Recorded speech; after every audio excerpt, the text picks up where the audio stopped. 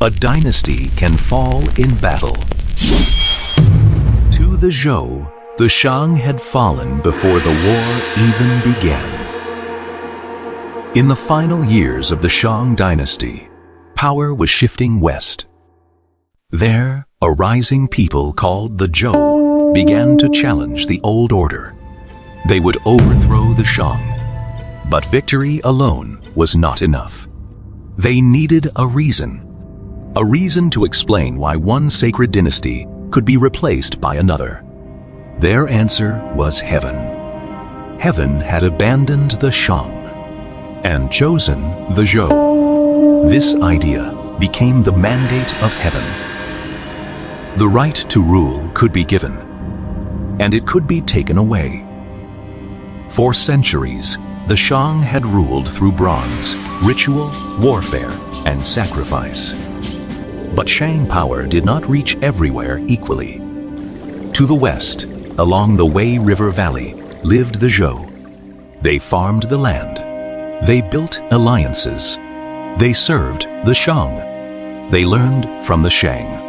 And at times, they challenged the Shang. Over time, the Zhou grew stronger.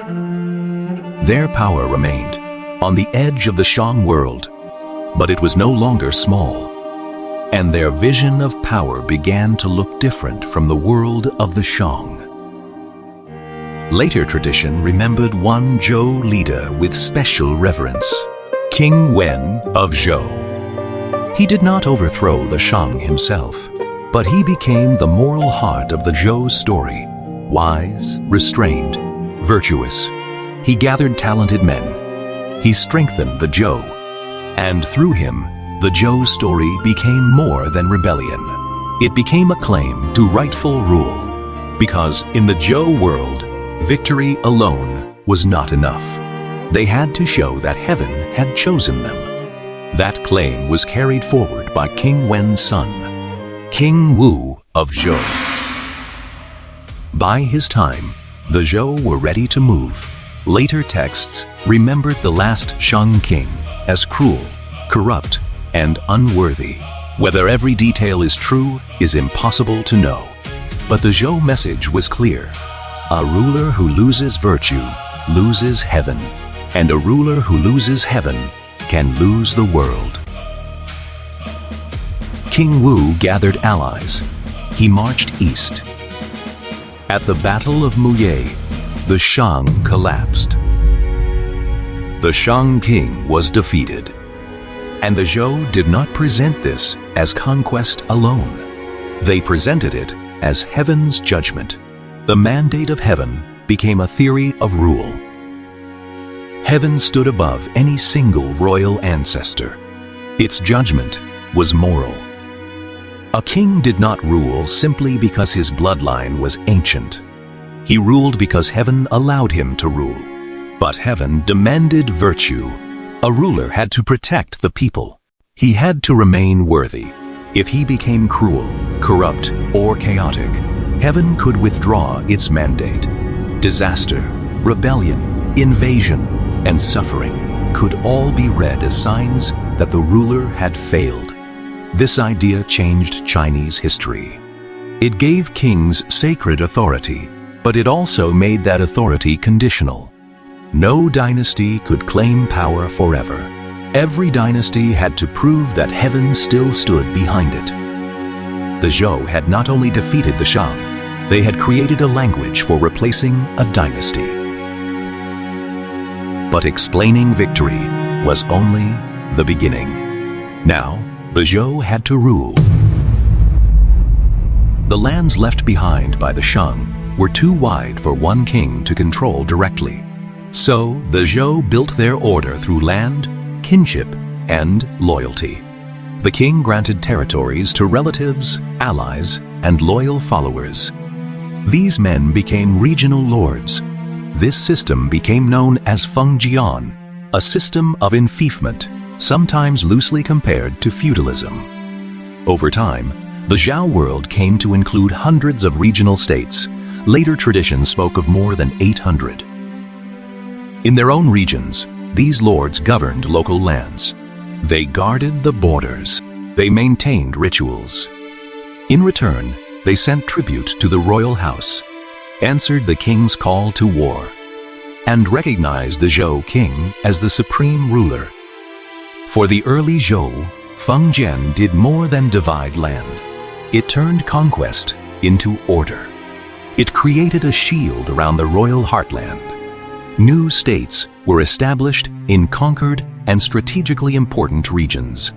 They suppressed resistance, guarded the frontiers, and stood between the royal domain and rival powers beyond them. In this way, conquest became defense, and distant territory became a protective outer ring around the throne. But Feng Jian carried more than armies.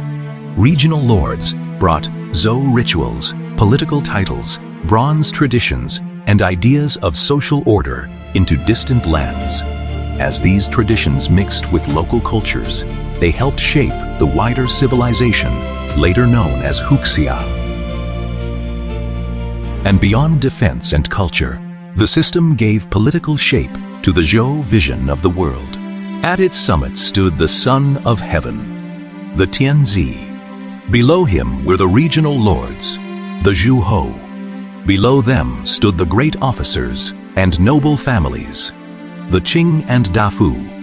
And beneath them were the Shi, the lower-ranking aristocratic retainers and warriors.